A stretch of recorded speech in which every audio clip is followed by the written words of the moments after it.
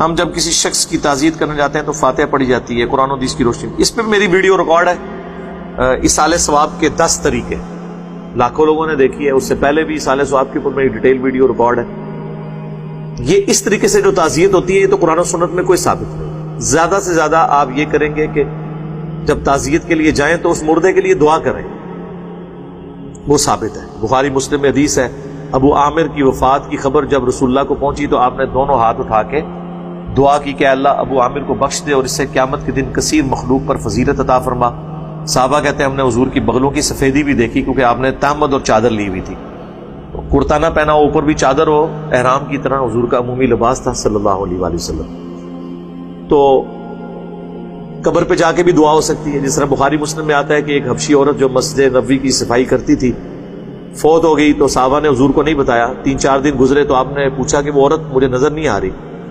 تو کہا یا رسول اللہ وہ تو فوت ہو گئی تھی، ہم نے اسے دفنا دیا، آپ کے آرام میں خلل سمجھا کہ آپ کو اٹھائیں. آپ فرمایا تمہیں مجھے بتانا چاہیے تھا، مجھے اس کی قبر پہ لے چلو. آپ قبر پہ گئے، قبر پہ جا کے اس کا جنازہ پڑھا. حالانکہ جنازہ صحابہ پڑھ چکے تھے لیکن آپ نے دوبارہ پڑھا. مسلم شریف کے الفاظ ہیں، بخاری میں بھی ہے، مسلم میں تفصیل کے ساتھ ہے. جب آپ واپس لوٹے آپ نے فرمایا یہ قبریں اندھیروں میں ڈوبی ہوئی تھی، میرے جنازہ پڑھنے کی برکت سے اللہ نے انہیں نور سے بھر دیا. وہ کافروں کی قبریں نہیں تھی، مسلمانوں کی قبریں تھیں. کیونکہ کافر کو تو مرنے کے بعد نبی کے ذریعے بھی نفع نہیں پہنچ سکتا، کیونکہ اس کے لیے تو نفع ہے نہیں آخرت کی زندگی میں.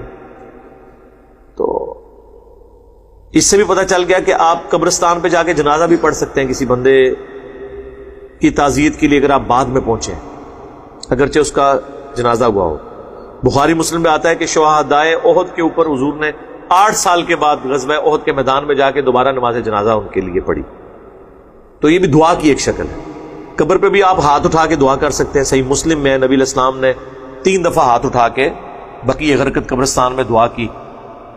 سیدہ عائشہ نے روایت کی ہے، بڑی لمبی حدیث ہے، وہ میں نے بیان کی بھی ہے. تو آپ قبر پہ ہاتھ اٹھا کے قبر والے کے لیے مانگنا ہے، قبر والے سے نہیں مانگنا.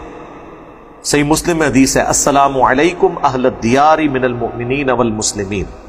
یہاں جو مسلمان مومنین اور مسلمین دفن ہو تم پر اللہ کی طرف سے سلامتی ہو. السلام علیکم اہل الدیار من المؤمنین والمسلمین وَإِنَّا إِن شَاءَ اللَّهُ بِكُمْ لَلَاحِقُونَ نَسْأَلُ اللَّهَ لَنَا وَلَكُمُ الْعَافِيَةَ. ہم بھی ان قریب مر کے تمہارے ساتھ ملنے والے ہیں، ہم اللہ کے حضور اپنے لیے اور تمہارے لیے عافیت کا سوال کرتے ہیں. تو یہ کریں، روزانہ کریں. قبرستان جانے کی ضرورت نہیں ہے، آپ اپنی نمازوں میں دعا کریں مردوں کے لیے. بخاری مسلم میں حدیث ہے، جب تم تشہد میں بیٹھو درود شریف کے بعد جو چاہو اپنے رب سے مانگو. تو یہ میت والی دعا مانگا کریں، اللہم اغفر لحینا و میتنا.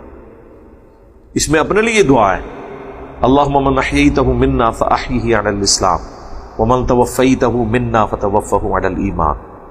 مردوں کے لیے دعا ہے، مردوں کا حق ہے. ربنا اغفر لنا ولاخواننا الذین سبقونا بالایمان. اہل ایمان کی نشانی ہے، وہ اللہ کے حضور دعا کرتے ہیں کہ اللہ ایمان کی حالت میں جو لوگ ہم سے پہلے جا چکے ان کے لیے ہم مغفرت کا سوال کرتے ہیں، ہمارے دل میں ان کے لیے کوئی غل کوئی کجی باقی نہ رکھے. تو یہ مردوں کا حق ہے. میں تو بلا ناغا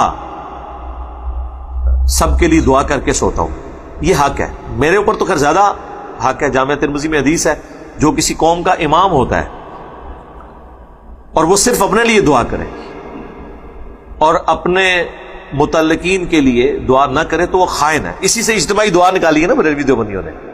اس میں اجتماعی دعا کا تو ذکر ہی نہیں ہے.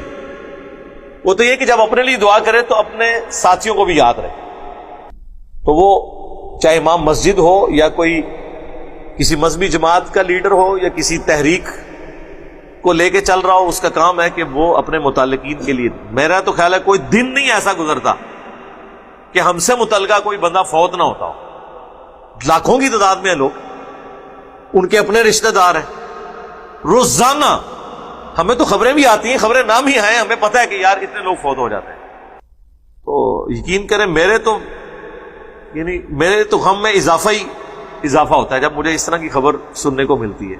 کچھ عرصہ پہلے مجھے سعودیہ سے بھائیوں نے کہا کہ وہ 3-4 بھائی تھے، وہ سڑک پہ کوئی صفائی کر رہے تھے، پیچھے سے ٹریلا آیا کچل دیا. وہ چاروں بھائی ویڈیوز دیکھتے تھے، کوئی بنگلہ دیش سے تھا، کوئی پاکستان سے تھا، کوئی انڈیا سے تھا.